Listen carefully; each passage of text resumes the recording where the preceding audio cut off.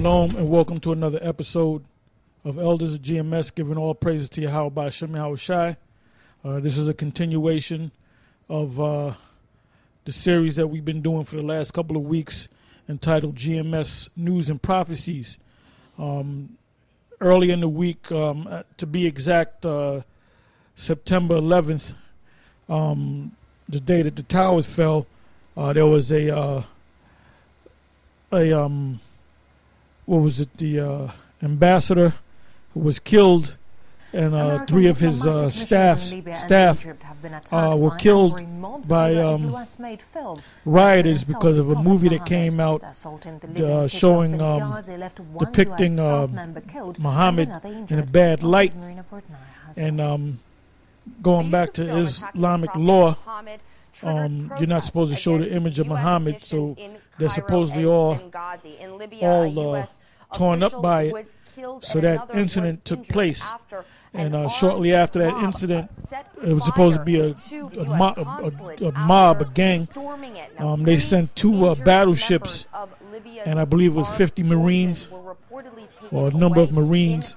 Now, what does that have to do with a bunch of unorganized, protesters, gang, a mob? That was just an open door to get into Libya and get into Syria and shortly go into and occupy what's this place, Iran. So there's all kind of questions in the air, whether it was an inside thing, whether they used that mob to have professional assassins kill this guy, or whether it was done by the CIA or whatever. So there's a lot of questions out there. You have a scripture? Go ahead. Habakkuk 2:5. Yea, also because he transgressed by... Well, I got that part of my scriptures, but we won't read that whole thing. But just leave that for now, all right? But anyway, you can read that story. Okay, this is from ABC News, entitled Libya says U.S. consulate attackers planned assault. People like this says Libyan officials believe the deadly attack on the U.S. consulate in the Libyan city of Benghazi was planned, meticulously executed, and may have involved foreign elements. U.S. Ambassador Chris Stevens and three other Americans were killed on Tuesday when suspected Islamic militants fired on the consulate in the eastern Libyan city with rocket-propelled grenades and set it ablaze. It began days of protests in which symbols of the U.S. and Western influence in cities across the Muslim world came under attack, as protesters vented their fury at the low-budget American-made YouTube film Innocence of Muslims. On Friday, fresh violence erupted in Yemen, Sudan and Egypt, and protests took place in Lebanon, Bangladesh, Indonesia, Malaysia, Kashmir, Pakistan, Iraq, Israel, and the Gaza Strip, Morocco, Syria, Kuwait, Nigeria, and Kenya. In London, after Friday's call to prayer at the Regent's Park Mosque, about 200 people joined a protest march from the mosque to the U.S. Embassy. In Sydney on Saturday afternoon, hundreds took to the streets, rally against the film's mocking of the Prophet Muhammad in protests that turned violent. U.S. Defense Secretary Leon Panetta said it was still too early to say exactly what happened in Benghazi, where there have been suggestions that Al-Qaeda sympathizers rather than angry Muslim protesters may have been responsible. However, Libya's General National Congress President Mohammed al-Magayif said this assault was well planned. I don't want to talk about what happened in other countries, but as for Libya, the operation was meticulously executed. He said of the wave of protests across the world over in U.S. produced film mocking Islam. There was planning. It was not a peaceful protest, which degenerated into an armed attack or aggression. That's how it was planned.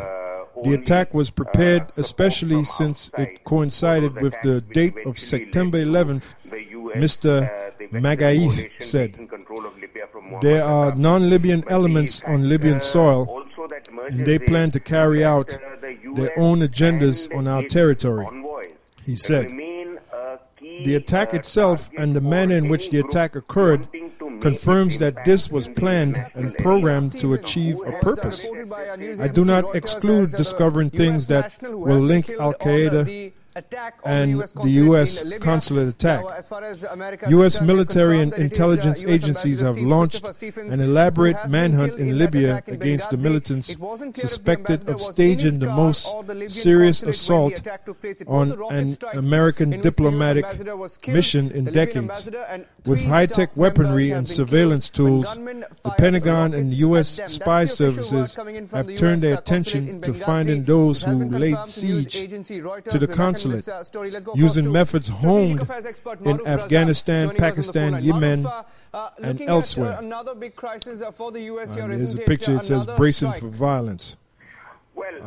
Meanwhile, Washington said it was developing forces to cope with violence in as many as 18 different locations as deadly Muslim anger spreads over their anti-Islamic film. It has already deployed Marine counter-terrorism units to Libya and Yemen, and it is stationing 2 destroyers off the North African coast. We have to be prepared in the event that these demonstrations get out of control, Leon Panetta told Foreign Policy magazine. He did not offer any specifics, but the magazine said that the Pentagon was discussing but had not yet decided whether to send a third platoon of 50 specially trained Marines to protect the U.S. Embassy in Sudan's capital, Khartoum.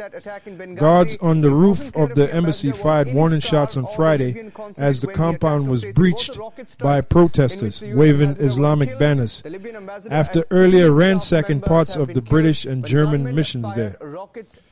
2 U.S. Marines were killed in Afghanistan when insurgents armed with guns and rockets stormed a heavily fortified air base late on Friday in an attack that the Taliban militia said was to avenge the film. The attack on Camp Bastion in Helmand province, which continued into Saturday, was a major security breach at a base where Britain's Prince Harry is stationed and has been the target of specific death threats. It came after at least 6 protesters died in Egypt, Tanzania, Lebanon, and Sudan on Friday as local police battled to defend American missions from mobs of stone throwers. In Tanzania, where 4 died and more than 40 were injured on Friday in clashes near the U.S. Embassy, the Foreign Ministry said it had full confidence that these irresponsible actions would not affect the friendly ties between Tunis and Washington. The security authorities